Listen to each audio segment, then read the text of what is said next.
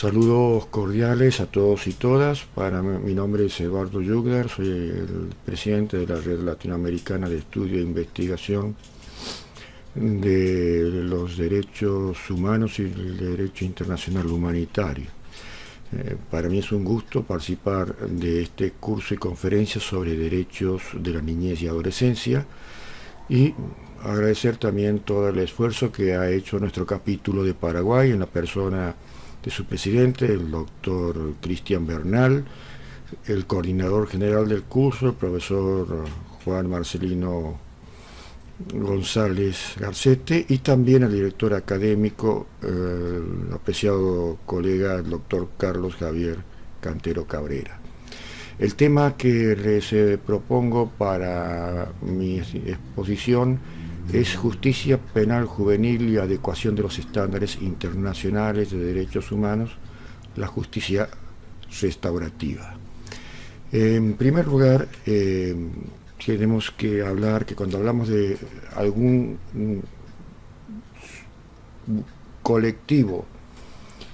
que está en una especial situación de vulnerabilidad, siempre los niños van a estar entre los más significativos. Y sobre todo también cuando, además de niños, cuentan con otra condición que también aumenta su vulnerabilidad, como puede ser su situación socioeconómica, como puede ser su pertenencia a pueblos originarios, la niña mujer, y también la condición de migrante o refugiado. Pero acá estamos hablando de aquellos niños que ante la ley penal se consideran infractores. Infractores porque de un modo u otro han desobedecido, digamos, los mandatos, sobre todo establecidos en la tipología penal, pero que al no haber cumplido 18 años todavía están dentro de ese estándar de protección que establece las leyes, la constitución política y también los tratados internacionales de derechos humanos que nuestros estados latinoamericanos casi todos somos parte, especialmente la Convención Internacional de los Derechos de Niñas, y aquí en América se conoce también como adolescentes, en la cual podemos decir que es el tratado más universal de todos los tratados de derechos humanos que existen. ¿Cuál es el concepto de justicia restaurativa? Vamos a empezar al revés, de atrás para adelante en cierto modo, porque en muchos países se la conoce como justicia reconstituyente o en otros como justicia restaurativa, pero para hablar de justicia restaurativa tenemos que hablar de los tres ejes del cual se compone este tipo de justicia, que es un poco en contradicción con lo que es la justicia retributiva en materia penal, es decir, aquella que lo que más le interesa es sancionar al infractor y más que recuperarlo para la sociedad y buscar la paz social. En este caso, la búsqueda de la paz social es desde una mirada de la primera R que vamos a hablar sobre la responsabilidad. Con esto se quiere decir que la aplicación de estos contenidos busca que el agresor y los padres del agresor deban reconocer las acciones de violencia realizadas por su hijo menor. Y además, la familia que lo contenga termina entendiendo que para vivir en sociedad hay que respetar ciertos códigos. También la justicia restaurativa tiene especial referencia a la víctima. Por eso también se habla de que la segunda R de la justicia restaurativa es la reparación. Con ello se busca que se formulen medidas reparadoras en favor de la víctima y que tenga que cumplirlo el joven infractor. Y una resolución, la tercera de las R's, en la cual se define la solución del conflicto o de la controversia de modo tal que tanto victimario como víctima y sus familias puedan establecer relaciones futuras sin riesgos de agresiones o de que se produzca una reincidencia del menor en cuestión o del niño en cuestión. no abusemos del tema menor, que tenemos que paulatinamente ir dejándolo de lado. ¿Cuál es la idea concretamente que surge del enfoque restaurativo en la justicia juvenil? Lo que se busca es que es un nuevo paradigma que nació especialmente en sociedades como en Estados Unidos y en Canadá, a pesar que el Canadá siguió desarrollándolo en su justicia juvenil, Estados Unidos no tanto. Recordemos que Estados Unidos tuvo el caso Gold de 1968, donde antes tenía un régimen muy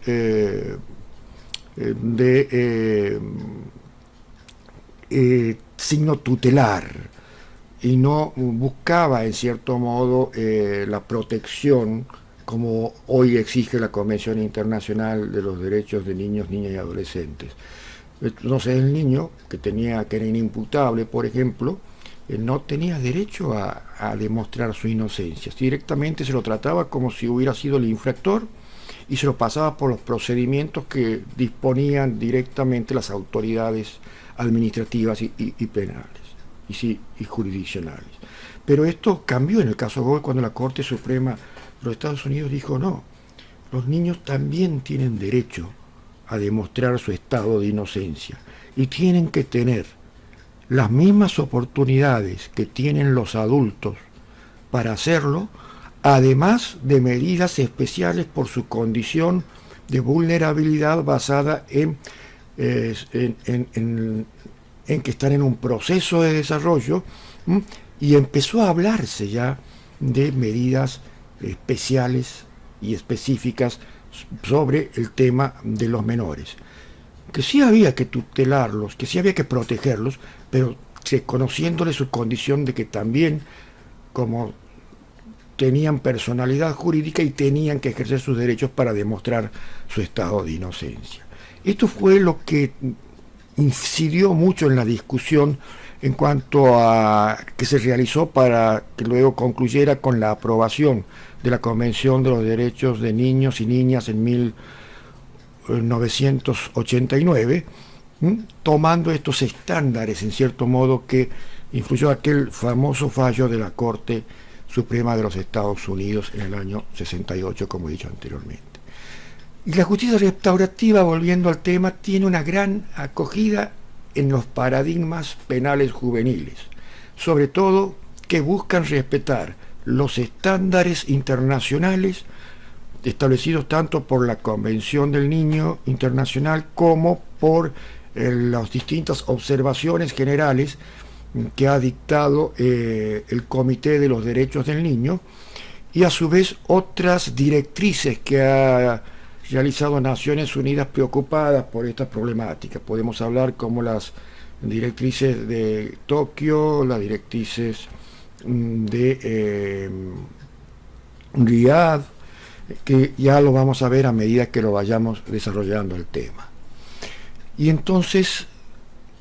decíamos que este enfoque restaurativo de la justicia juvenil es el que prácticamente se alinea con estos estándares, y está impregnado de un proceso de garantías que tradicionalmente solo se aplican en el derecho penal de adulto, y se le agrega una serie de garantías adicionales propias de la justicia juvenil en base a los sujetos sobre lo que actúa, y que son propiamente las que caracterizan a esta justicia restaurativa. Ahí estamos viendo también la reminiscencia de los lineamientos que tomó el precedente Gold de 1968, vuelvo a repetir, de la Suprema Corte de los Estados Unidos. Ahora, ¿cuáles son las normativas internacionales de aplicación a los niños, niñas y adolescentes en un conflicto con la ley penal? Y aquí lo habíamos adelantado anteriormente. Tenemos la Convención de los Derechos del Niño,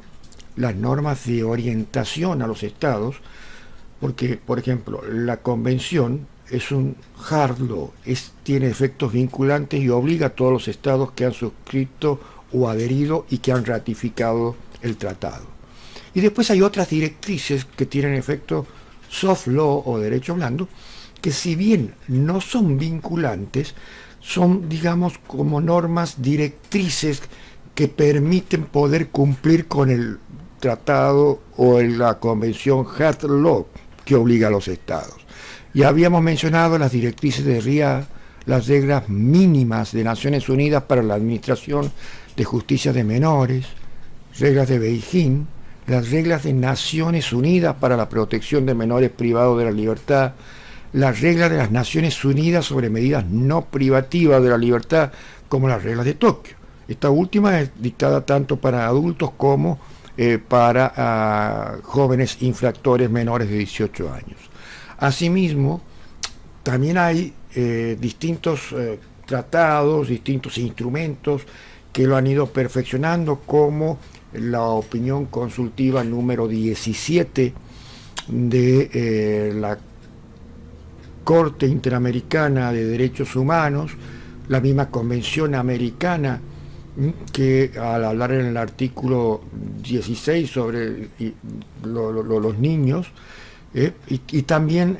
algunos protocolos, tanto en el sistema regional como en el sistema internacional, sobre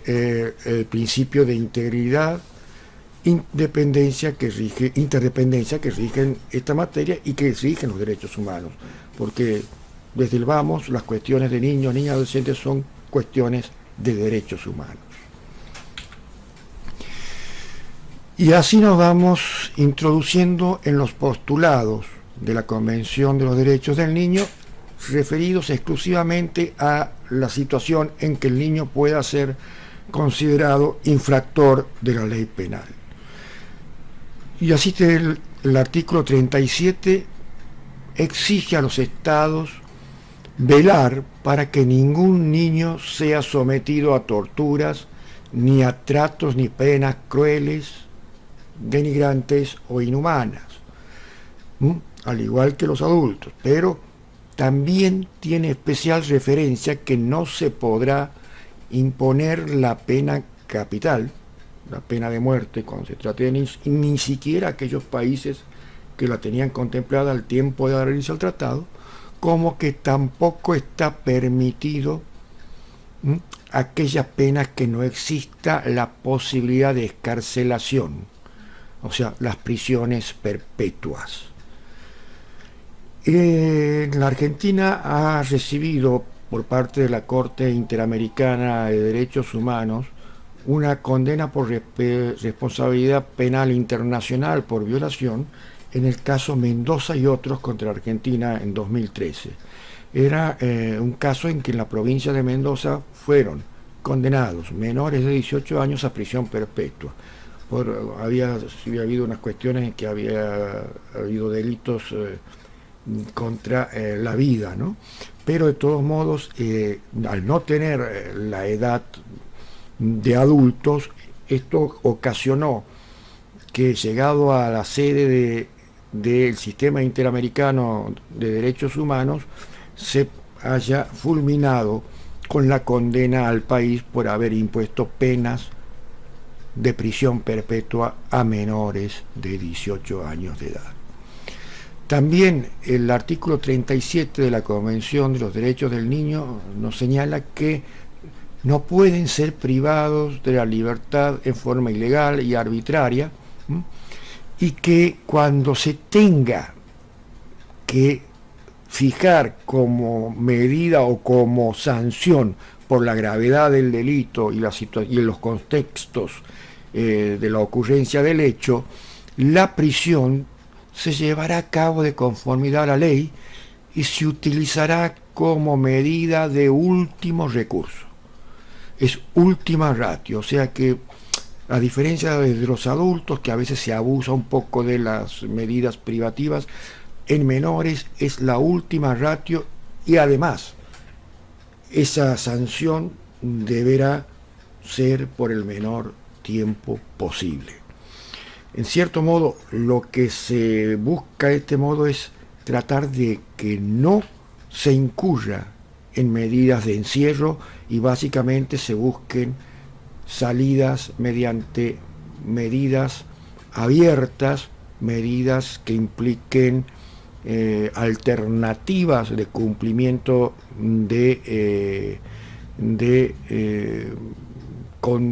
reglas de conducta que necesariamente no implique el encierro del menor o del niño o adolescente. También este artículo de la Convención Internacional de los Derechos de Niñas y Adolescentes es completado por el artículo 40 cuando esgrime que el derecho de todo niño que infrinja las leyes penales o se lo acuse de cualquier hecho delictivo, deberá buscarse algún proceso que garantice la dignidad y el valor y que fortalezca el respeto de los derechos humanos de ese niño y sus libertades fundamentales de terceros. Por eso ahí está indicando, en cierto modo, cuando el artículo establece el sentido de la dignidad, el valor y la fortaleza del respeto del niño por los derechos humanos y la libertad fundamental de terceros, son medidas de rehabilitación, pero más que rehabilitación, de reinserción. Con eso va marcando la diferencia, que cuando se aplique algún tipo de medida y sea necesario y se tenga que judicializar la cuestión por la cual el niño ha infringido la ley penal, sea en el marco de tipo restaurativo, es decir, se busque más que considerarlo infractor victimario, también se lo considere víctima dentro de un contexto en el que el Estado, digamos, ha fracasado en llegar a que los niños tengan posibilidades, y muchos de sus delitos son consecuencias de necesidades esenciales, insatisfechas, que los llevan a delinquir. Se debe tener también en cuenta la edad del niño y la importancia de promover, reitera, la reintegración para que éste asuma una función constructiva en la sociedad. Allí se está refiriendo claramente el artículo 40 de la Convención de los Derechos del Niño, que se debe buscar esa reinserción social del niño infractor. Y aquí llegamos a una de las observaciones claves, como la que establece el Comité de los Derechos del Niño de Naciones Unidas en su observación general número 10 del año 2017. Sabemos que el Comité de los Derechos del Niño es la autoridad de aplicación y monitoreo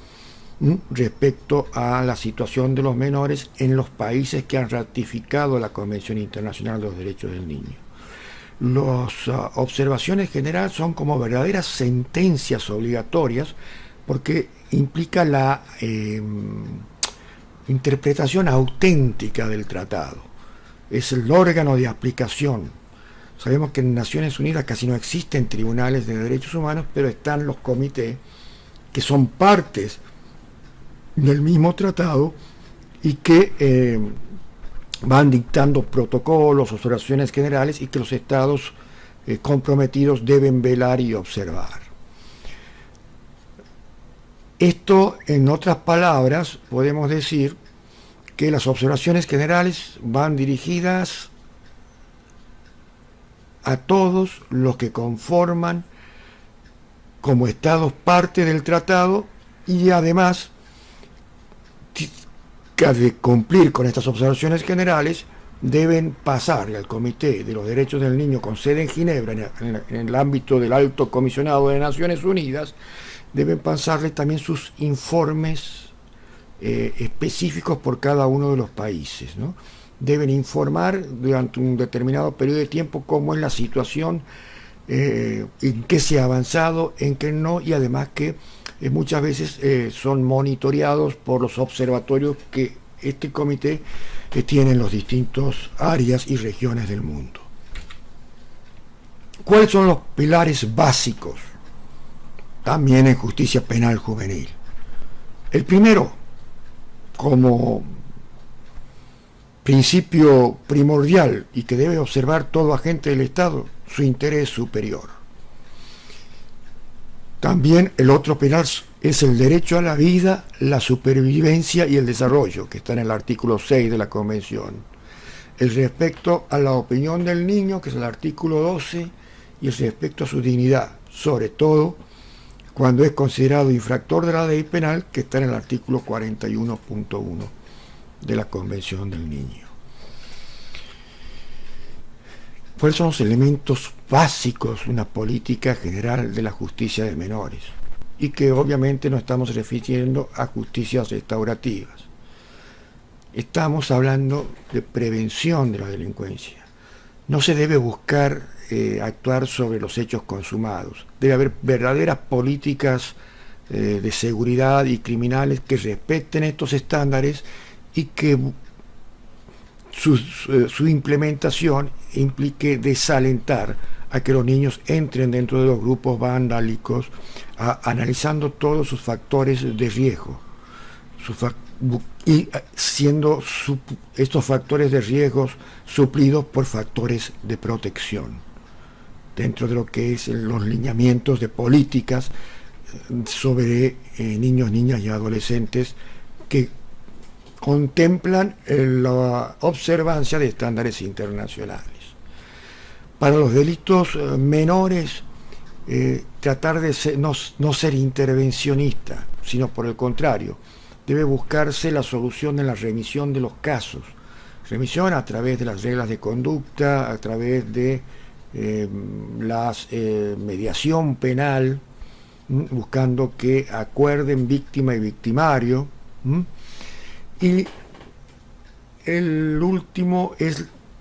evitar como última ratio los procedimientos judiciales.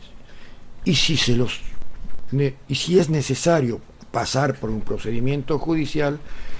que se dicten mayores medidas que penas, que no sea con elementos retributivos, sino restaurativos. Si es necesario ordenar su proceso de cumplimiento dentro de un centro cerrado, que lo sea al solo efecto de no neutralizar al niño, no castigar al niño, sino que allí podrá cumplir más acabadamente y en forma controlada todos los procesos biopsicosociales necesarios para lograr esa reinserción social que los instrumentos y las leyes buscan cuando se trata de menores infractores de la ley. Otro tema que importa a la justicia penal juvenil es la edad mínima a los efectos de la responsabilidad penal. Esta opinión lo estableció en 12 y decía que, bueno, que al decir que la edad mínima, digamos que estaría dentro del estándar es 12, no quería decir que aquellos países que la tenían en una edad superior tengan que bajarla a 12, sino que más bien estaba referido a aquellos países que podrían tenerla por abajo de los 12 años, que traten de hacerla llegar a 12 como edad mínima de punibilidad. Y quienes tenían en una mayor edad cronológica, como por ejemplo Argentina 16, otros países 15, otros 14 en Latinoamérica, tendrían que dejarlas por el efecto de la progresividad de los derechos. No podría retrotraer a bajarla a 12. 12, como le hemos dicho, es la edad que de allí para abajo estaría fuera del estándar. Pero también es cierto que la progresividad de los derechos humanos implica que cuando ya se han concedido legalmente mayores beneficios, estos no pueden luego volver para atrás. Por lo tanto, mejores estándares tienen aquellos países que más altos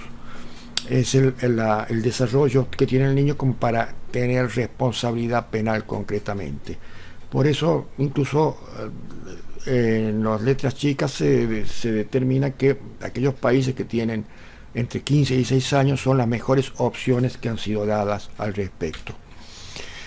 ¿Cuáles son las garantías de un juicio imparcial cuando hablamos de jóvenes,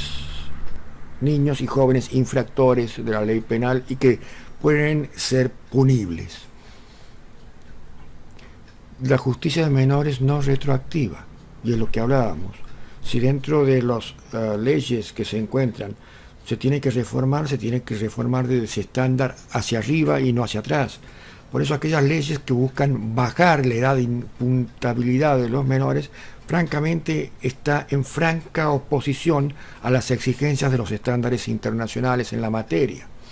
Tienen, al igual que los adultos, la presunción de inocencia. Y esa presunción de inocencia pueden defenderla, alegando todo tipo de defensas que sean necesarias y con los apoyos necesarios de los equipos interdisciplinarios para demostrarla en caso de ser así. También derecho a ser escuchado. Eso está en el artículo 2 de la Convención del Niño, además que también deriva del derecho de los adultos. Derecho a una participación efectiva en los procedimientos. Y cuando se habla de derecho a una participación efectiva en los procedimientos, no estamos hablando solamente del niño infractor, del niño que es señalado como infractor, sino de todo su contexto familiar, su contexto social, su contexto escolar, como apoyo para lograr dentro de esas medidas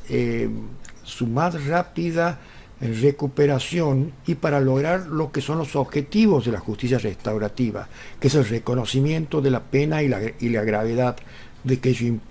implica cometerla o posiblemente volver a reincidir sobre el tema. También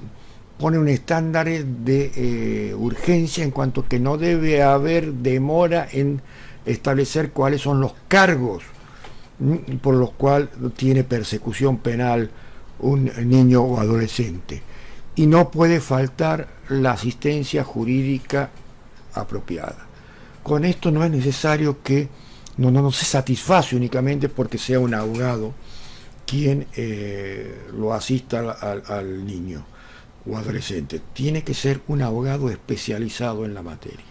Si se pone un abogado no especializado, por más letrado que sea, estaremos no cumpliendo con esos estándares y no será de utilidad alguna porque hay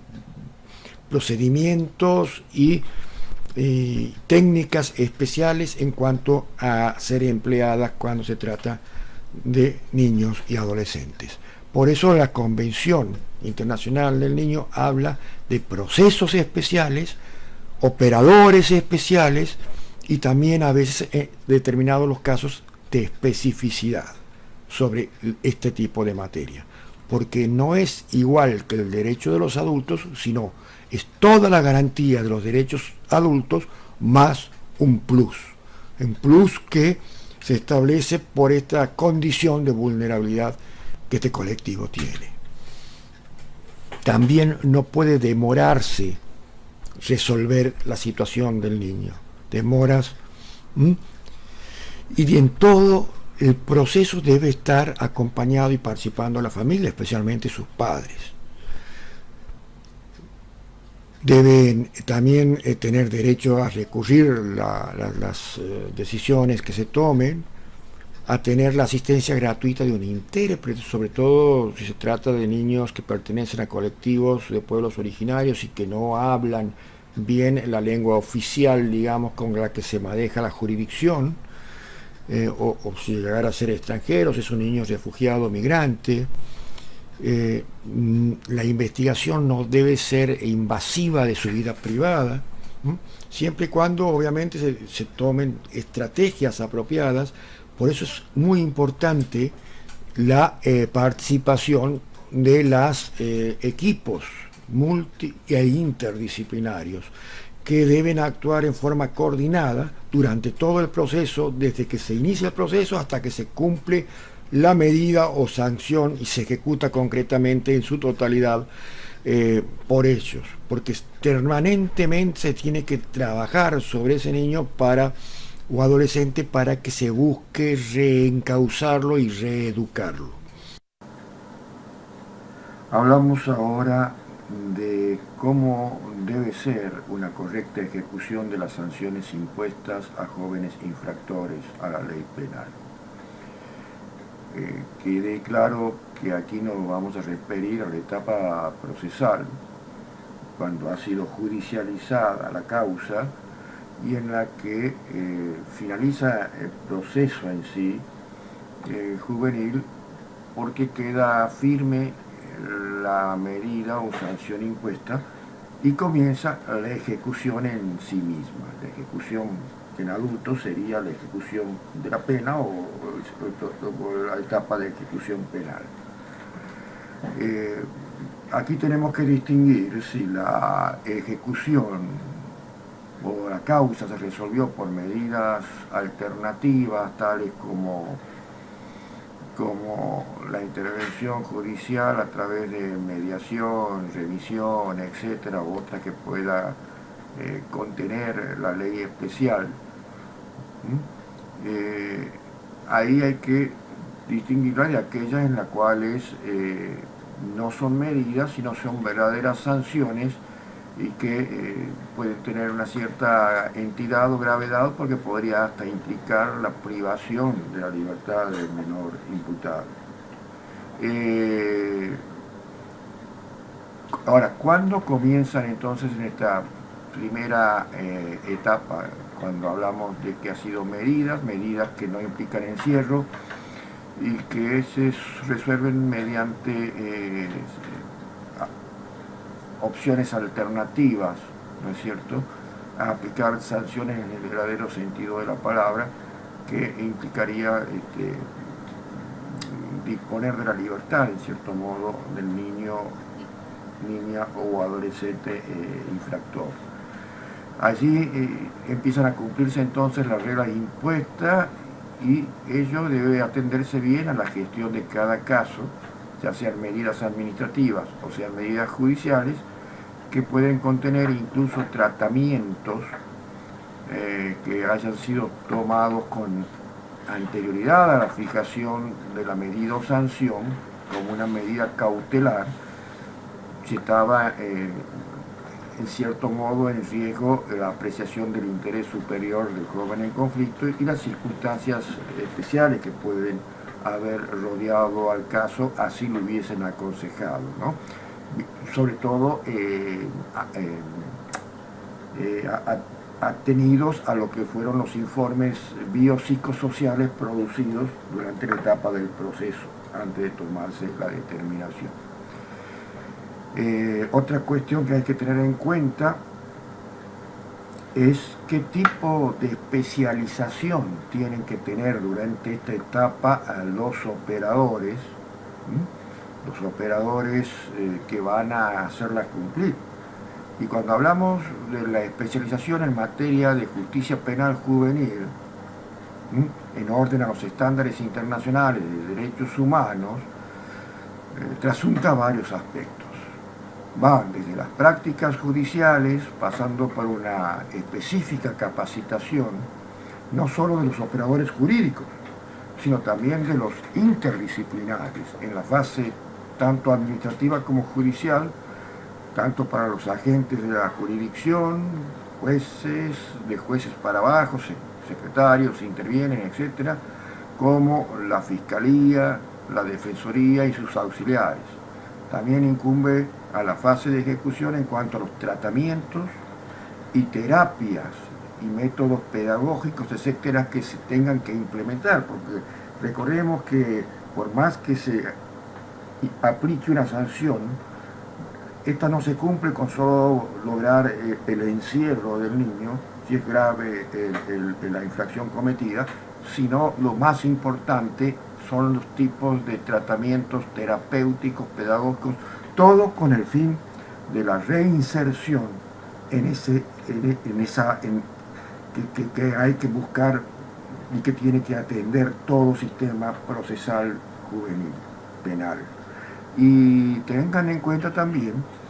que en esa fase, desde el comienzo mismo del progreso generado de la infracción hasta la conclusión de las medidas adaptadas, debe haber un control y seguimiento integral por equipos especialmente preparados, capacitados para lograr esa especialidad y especificidad que nos exige sobre todo la Convención Internacional de los Derechos de Niños y Niñas entre el artículo 39 y 41 para este tipo de situaciones. Es decir,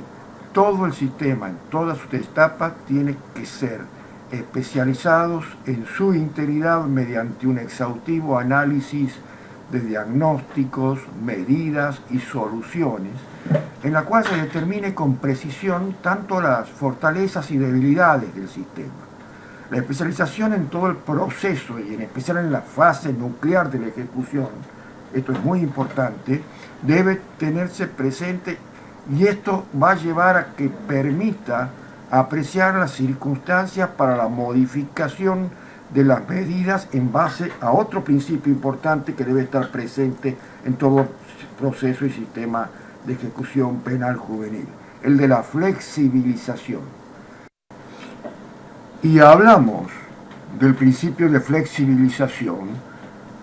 porque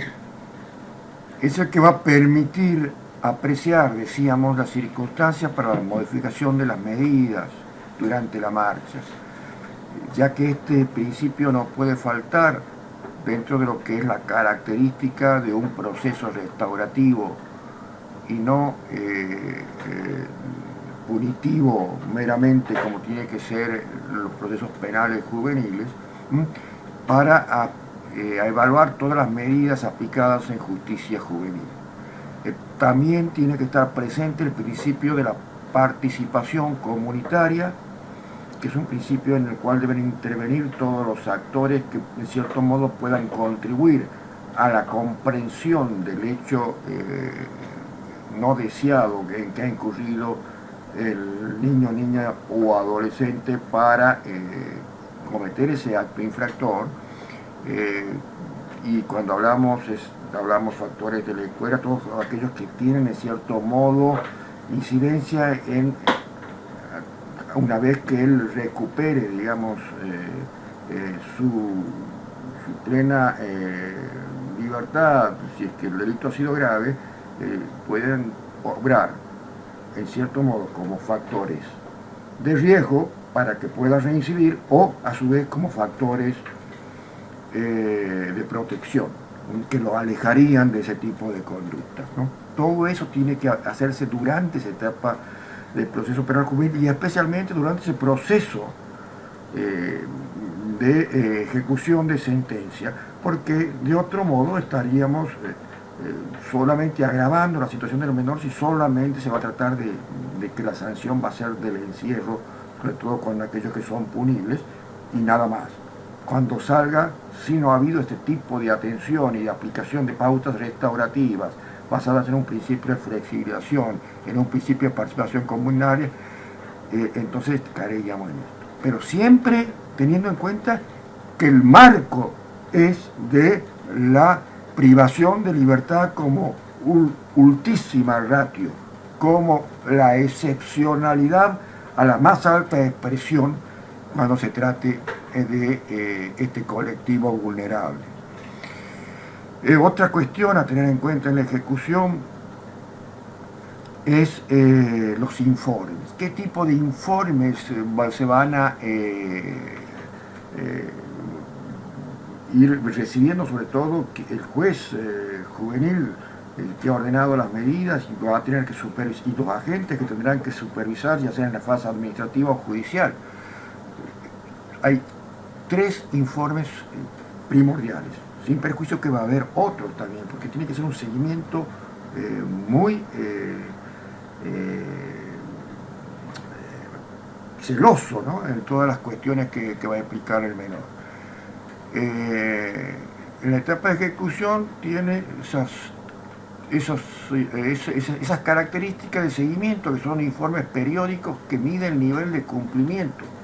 de los objetivos que la medida o sanción se ha propuesto con su aplicación, y que permite a la autoridad judicial concretamente apreciar si hay avances experimentados por el joven infractor lo suficientemente como para que el principio aquel de flexibilización que veníamos hablando pueda reducir el tiempo de las restricciones aplicadas, que son otros de los objetivos de una política criminal juvenil adecuada a los estándares internacionales de derechos humanos. También tienen que tenerse en cuenta los informes especiales de seguimientos. Estos están más vinculados a la cuestión de vulnerabilidad de ese joven infractor que lo puede afectar o la gravedad y repercusión social que ha generado esa infracción. Allí se eleva el nivel de supervisión de la autoridad judicial. Y también la tercera de los informes primordiales que deben ser observados en esta etapa están relacionados con el incumplimiento o incomparecencia, sobre todo cuando no se cumple con alguna pauta o regla de conducta y sobre todo en los casos en que no ha implicado la medida o sanción privar la libertad del menor, ya decíamos que son excepcionales, ¿no? Entonces, los informes relacionados con su incumplimiento son esenciales para ver si se van cumpliendo las pautas o reglas de conductas, como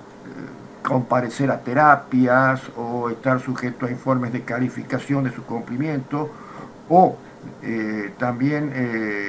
determinar si las incomparecencias tienen algún tipo de justificación o son meramente injustificadas. Y en ese caso evaluar las consecuencias jurídicas que pueden generar. Otra cuestión, por último, dentro de esta tópica, son los informes finales, que son los que van a determinar y ayudar a las autoridades de aplicación a dar por concluidos los objetivos de las medidas dispuestas. Es decir, tanto los agentes administrativos como judiciales deben coincidir en cuanto a sus dictámenes para que el juez pueda tomar una decisión segura, ¿no? ¿Y por qué es importante la definición de un especial seguimiento en estos casos? Bueno, esto está muy vinculado a lo que decíamos anteriormente. Los informes especiales de seguimiento tienen su importancia porque atiende a un aspecto de especial vulnerabilidad que puede afectar al menor infractor y tiene su incidencia o está vinculado a la gravedad y repercusión social de la infracción. Recordemos que las pautas restaurativas no implican que el menor no tenga que ser sancionado, si el caso así lo requiere. Pero esas sanciones tienen que tener estas características especiales. Y allí se agudiza la especialidad sobre la situación,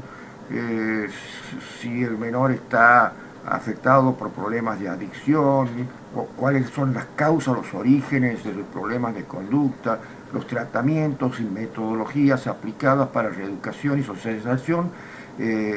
contando el especial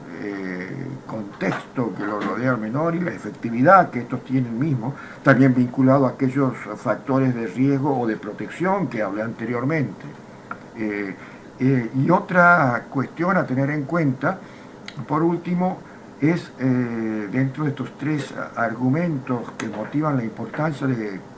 contar con verdaderos protocolos de seguimiento y control. Si no hay orden en estas cuestiones, difícilmente se podrán lograr los objetivos, sobre todo cuando son seguimientos de medidas no privativas de la libertad en cuanto al tratamiento y dependiendo del caso, que estas medidas ya pueden venir impuestas, como dije, antes de la aplicación o de la finalización del proceso, durante el proceso, como una medida cautelar que fue impuesta en orden a la exigencia de ese interés superior del niño. Y esto lleva a la importancia de contar con estos protocolos y actuaciones para poder tener la cabal identificación de los ámbitos de tratamientos, de intervención vinculado al perfil de cada niño, niña o adolescente infractora que esté dentro de los aspectos de vulnerabilidad. Y también resulta claro que la aplicación de estas medidas deben ser adecuadas y proporcionales. La adecuación y proporcionalidad es la base de todo derecho penal. Es el principio de razonabilidad y de proporcionalidad que gobierna las decisiones, sobre todo cuando se restringen derechos vinculados a los derechos fundamentales y derechos humanos, y en especial cuando se trata de un grupo vulnerable como niños, niñas y adolescentes. Y está vinculado a las necesidades concernientes que surgen para cada caso. Aquí no se puede aplicar abstracciones, tiene que estar con real conocimiento de lo que es el caso concreto y su contexto, y cada joven infractor tiene sus propias defensas, sus propias resiliencias, sus propias reacciones psicológicas, por lo que se debe tener en especial todo estos contextos y cuadros. Y también tener en cuenta las pautas científicas, técnicas, que a su vez deben estar relacionadas con estos hechos concretos que conforman el acto infractor en cuanto a la gravedad, factores, existencias o no de adicciones y todo lo que por lo general está involucrado dentro de aquellos niños, niñas, adolescentes que han incurrido en infringir la ley penal. Entonces, eso nos va a dar la herramienta para buscar la decisión más adecuada dentro de ese principio de flexibilización, buscando aquellos métodos más idóneos para lograr los fines que debe apuntar todo sistema de justicia penal, que es la preeminencia de la ley en orden al respeto siempre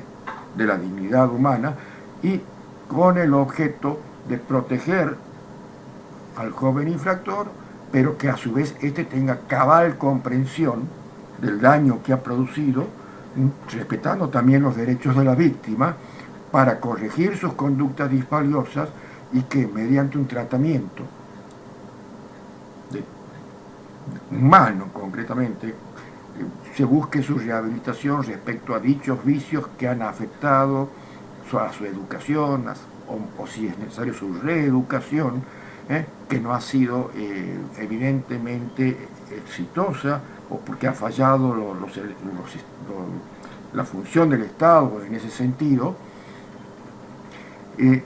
buscando los ejes sociales, comunitarios, como habíamos dicho, sobre todo alejándolo de posibilidades de recaídas, de reincidencia, y para eso hay que tomar todos los recaudos a dichos efectos y priorizar aquellas medidas, sobre todo en medios abiertos, que no impliquen la intervención y el internamiento, porque eso es última ratio, reitero. Lo que debe ser aplicado solo en alternativas excepcionales y por el menor tiempo posible,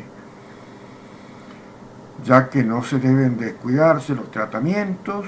y medidas en orden a los objetivos aludidos, y esto está inspirado ¿en qué? En los estándares internacionales legales, que los fijan instrumentos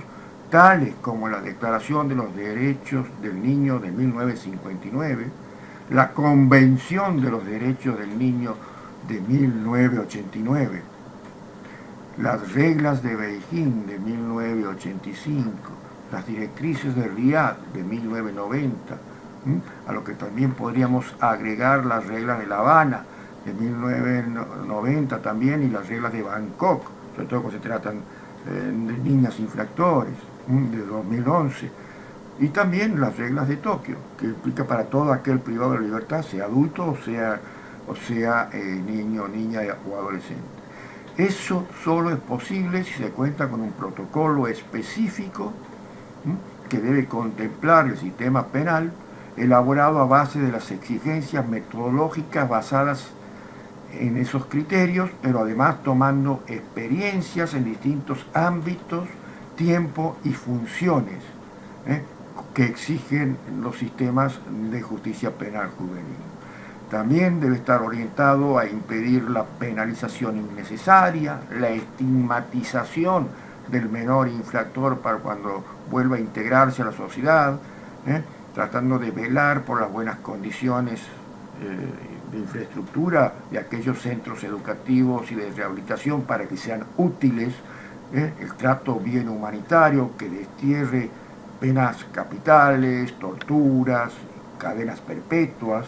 como ya lo han sentado tribunales internacionales de derechos humanos, como en el caso Argentina, el caso Mendoza de 2013, que la jurisdicción argentina aplicó una pena perpetua a menores de 18 años y fue condenada por la Corte Interamericana, ya que solo en aquellos casos extremos y por el menor tiempo posible deben ser aplicadas medidas que impliquen restringir su derecho a la libertad ambulatoria. Estos protocolos de seguimiento ayudan a identificar también aspectos que los profesionales de los equipos técnicos deben como mínimo tomar en cuenta que para la elaboración de la ejecución de las medidas ordenadas se deben sentar bases para que sean efectivamente cumplidas, y también se traducen en que los adolescentes puedan culminar de manera exitosa sus procesos de socialización y resocialización y construirse un proyecto a futuro y superar toda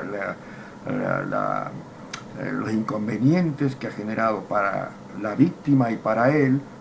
esa parte que ha llevado a infligir la ley penal y construirse un proyecto futuro de vida digna, alejando todo tipo de reincidencia en infracciones.